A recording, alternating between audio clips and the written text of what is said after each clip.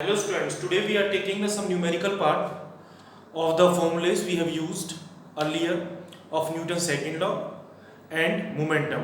अब हम थोड़ा numerical part डिस्कस कर लेते हैं ये momentum पर और mathematical formulation of second law of Newton.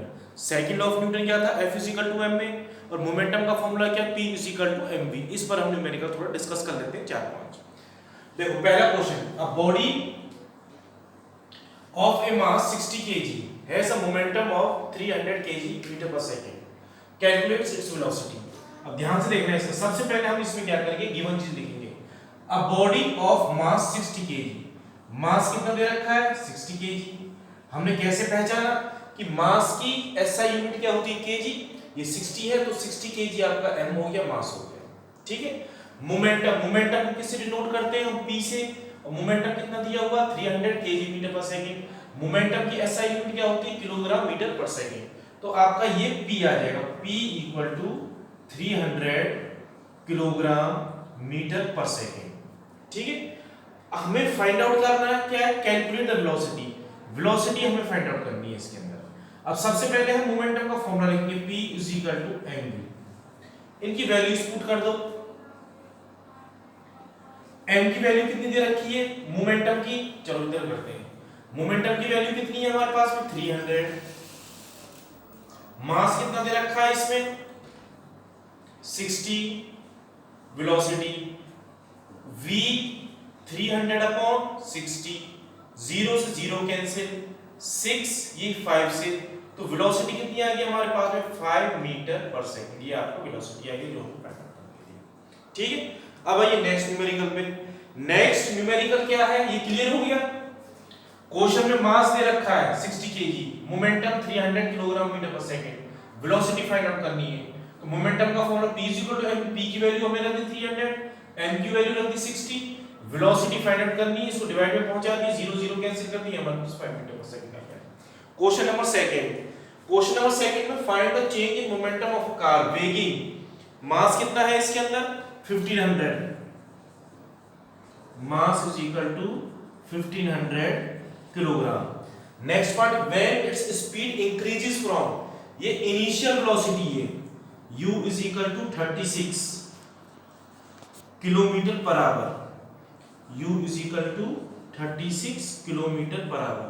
लेकिन हमारी वेलोसिटी की एसआई यूनिट क्या होती है? Metre per second. इसको हम किस में कन्वर्ट करेंगे? मीटर पर सेकंड में. तो 36 अपॉन 5 इंटू 80 में डायरेक्ट ले लिया.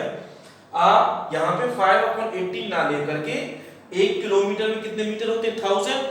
और सेकंड कितने होते हैं? 3600. जब 1000 और 3600 को हम कैंसिल करेंगे तो 5 अपॉन 80 नहीं आ जाएगा. ये मैंने आपको पहले लेक्चरों में बता दिया है. तो ये हमारा 36. अब ये हमारी यूनिट मीटर पर सेकंड में आ गई. अब इसको हम और भी सॉल्व करें, इसको कैंसिल करें, तो ये हमारा कितना निकल कर आ जाएगा इसमें? 10 मीटर पर सेकंड आ जाएगा. ठीक है. पहली यूनिट किलोमीटर पर आवर थी, अब यूनिट हमारी क्या होगी? Metre per second. अब आइए v. v कितना दिया हुआ है इसके अंदर? 72 किलोमीटर पर आवर. ठीक है. इसको भी मीटर पर सेकंड में चेंज कर लो. 5 अपॉन 80 इसमें कर लेते हैं हम डायरेक्ट. तो v इसमें कितना आ जाएगा जब इसको सॉल्व करेंगे? 20 मीटर पर सेकंड. ठीक. अब हमने सारा स्टैंडर्ड यूनिट के फॉर्म्स में ये कन्वर्ट कर लिया है. अब change in momentum, find the change in momentum find out करना है. Change in momentum,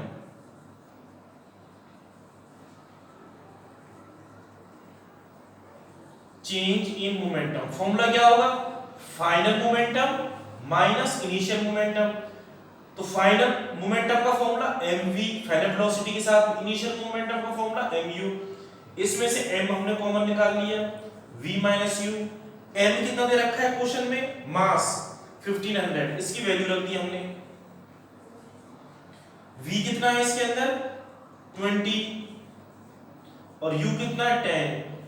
p is equal to 1500 into 10. कितना आया p? इसकी यूनिट क्या होगी मोमेंटम की? Kilogram metre per second. ये हमारा चेंज इन मोमेंटम. दो न्यूमेरिकल हमने इसमें कर लिए. अब नेक्स्ट न्यूमेरिकल देखो, man pushes a box of 50 kg with the force of 80 Newton. Force कितना दे रखा है इसका? 80 न्यूटन। 8 पॉइंट नहीं है, 80 न्यूटन है, 80 Newton. What will be the acceleration of the box? What should be the acceleration if mass or half? दो बार acceleration निकालना है। कंडीशन इसमें दो एक्सेलरेशन हमें फाइंड आउट करना है। एक एक्सेलरेशन तो सिंपल वे में करना है, दूसरा एक्सेलरेशन हमें करना है जो गिवन मार्क से ये आधा हो जाए, उस पर एक्सेलरेशन निकालना है। अब इसमें देखो, सबसे पहले हम इसके अंदर गिवन चीज लिख लेते हैं। मास कितना दिया हुआ है उसमें? 50 kg, ठीक है। फोर्स कितना है? 80 Newton. What will be the acceleration of a box? सबसे पहली कंडीशन हम ये ले रहे हैं, एक्सेलरेशन बॉक्स निकाल रहे हैं। फॉर्मूला क्या था फोर्स का? F is equal to m में F कितना हो गया? 80, मास कितना हुआ? 50, एक्सेलरेशन तो A कितना आ जाएगा हमारे पास? 80 अपॉन 50, 0 से 0 कैंसिल। 8 को जब हम 5 से डिवाइड करेंगे तो हमारे पास में आएगा ये 1.6, तो एक्सेलरेशन कितना आ गया? 1.6 मीटर पर सेकंड स्क्वायर। एक कंडीशन तो ये हमारी खत्म हो गई। नेक्स्ट कंडीशन में हमसे ये पूछा गया है, इफ मास वर हाफ, अगर मास को हम आधा कर दें, if what should be the acceleration if mass were half, if mass were half. अब मास आधा का मतलब नया मास कितना आ जाएगा आपका? m डैश, m अपॉन 2, तो पुराना मास कितना था? 52, कितना आया ये? 25 kg, ठीक है। ये नेक्स्ट कंडीशन होगी हमारी 25 kg। अब इसके लिए नया एक्सेलरेशन निकालना है हमें, तो नया एक्सेलरेशन कितना होगा? a dash f upon m, ठीक है। फॉर्मूला वही है हमारा, f is equal to m में इसमें से हमने ये कर दिया, तो जैसे यहां पे कर दिया हम इसको a is equal to f upon m, वही से मैंने कर दिया। तो नया एक्सेलरेशन फाइंड आउट होगा, मास हमारा ये होगा नया वाला, फोर्स हमारा पुराने वाला ये, ठीक। अब इसके अंदर हम क्या करें? Acceleration a dash is equal to force कितना है हमारे पास में? 80, मास कितना है जो नया मास निकला है? 25, a डैश, इसको इससे डिवाइड कर दो, आंसर आ जाएगा। इसको हम जब इसको डिवाइड करेंगे इससे, तो आंसर हमारे पास में आएगा 3.2 मीटर पर सेकंड स्क्वायर। तो हमारे आंसर्स क्या आ गए इसमें? पहला एक्सेलरेशन कितना आया था? 1.6 मीटर पर सेकंड स्क्वायर, और सेकंड एक्सेलरेशन कितना आया? नया एक्सेलरेशन मास हाफ हुआ जब हमारे पास में एक्सेलरेशन आ गया 3.2 मीटर पर सेकंड स्क्वायर। तो हमने क्या देखा, जब मास को हम आधा कर देते हैं, जब मास को हम आधा कर देते हैं तो एक्सेलरेशन डबल आता है। 10 acceleration of box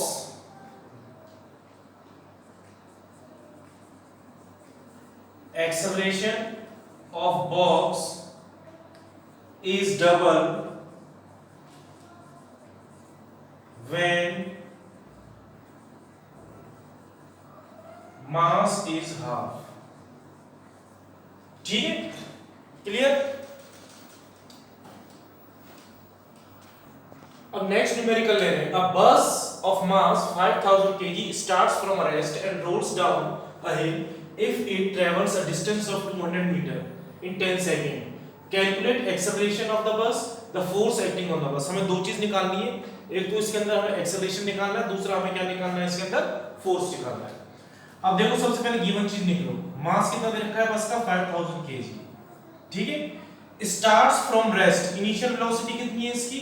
0, and rolls down a hill if it travels a distance of, distance कितना दे रखा है? s इज इक्वल टू इसमें 200 मीटर, टाइम कितना दे रखा है? 10 सेकंड, ठीक। सबसे पहले पार्ट में हम एक्सेलरेशन निकालेंगे, फिर हमें निकालना है इस बस का फोर्स। अब सबसे पहले हमें ये चीज इसमें देखनी है, कौन सा फॉर्मूला लगाएं जिस फॉर्मूले की हेल्प से हमारा एक्सेलरेशन निकल जाए। ये गिवन कंडीशंस हमारी ये दे रखी है MUST। अगर हम UST लगाते हैं किसी फॉर्मूले में तो हमारा फोर्स निकल जाना चाहिए या एक्सेलरेशन निकल जाना चाहिए।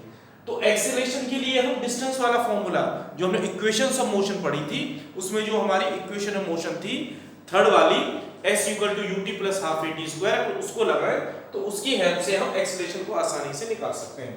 तो वो फॉर्मूला क्या था आपके फर्स्ट पार्ट का? s equal to ut plus half at square. s की वैल्यू कितनी है क्वेश्चन में? 200। u कितना दे रखा है इनिशियल वेलोसिटी 0, टाइम कितना दे रखा है 10 सेकंड, प्लस हाफ एक्सेलरेशन आपको फाइंड आउट करना है, और टाइम कितना है इसके अंदर 10 second square. 200 is equal to 0 plus 2 a, और ये कितना आ जाएगा हमारा 100, दो बार मल्टीप्लाई करेंगे, ठीक है।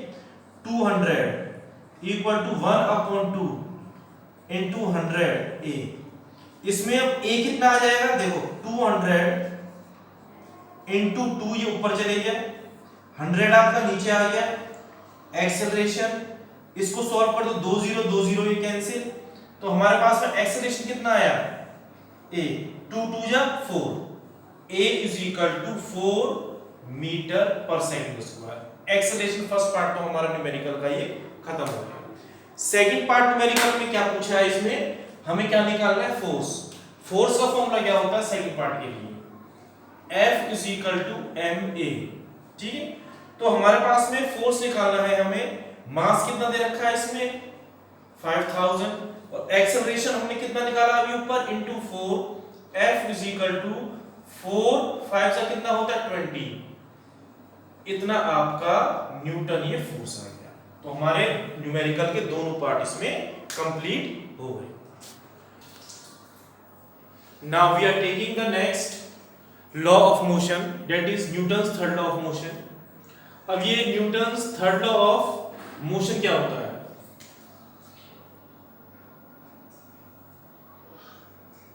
Newton third law of motion क्या होता है, हम कोई भी एक्शन करते हैं there is equal and opposite, उसका इक्वल और अपोजिट रिएक्शन होता है।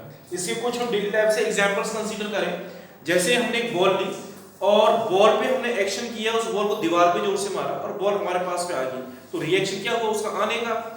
हमने एक स्प्रिंग ली, स्प्रिंग को हमने स्ट्रेच कर दिया उसको और उसको छोड़ दिया दोबारा से अपनी मीन पोजीशन, तो रिएक्शन आपका इसमें हो गया।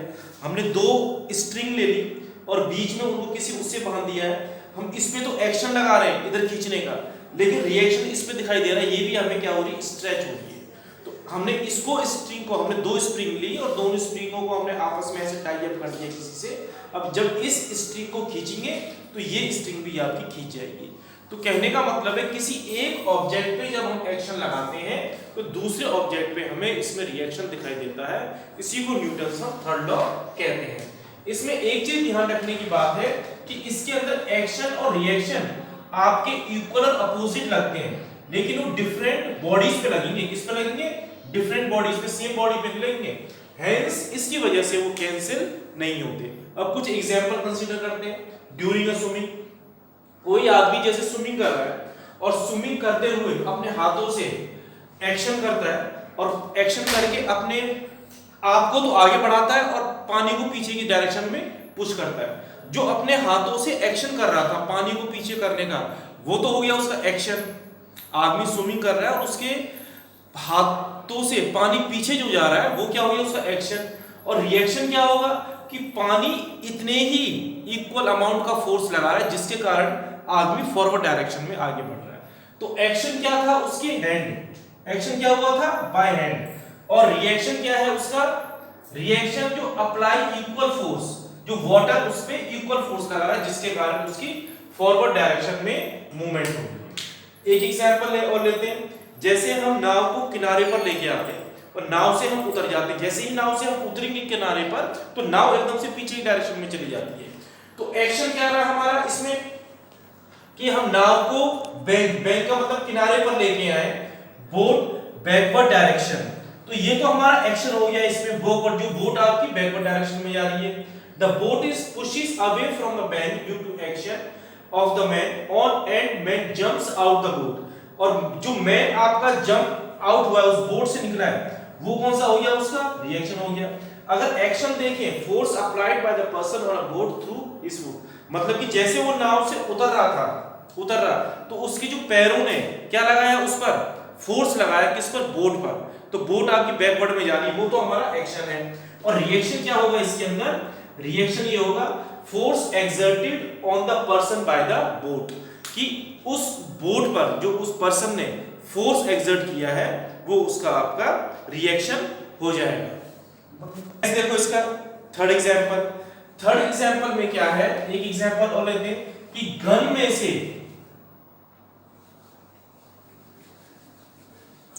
गन को जब हम फायर करते हैं तो बुलेट तो फॉरवर्ड डायरेक्शन में चली जाती है, लेकिन गन थोड़ी उसकी क्या होती है, बैकवर्ड डायरेक्शन में आती है। तो ये किस टाइप से होता है?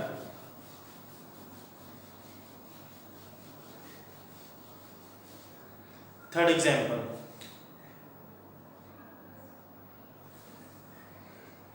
when a gun recoils,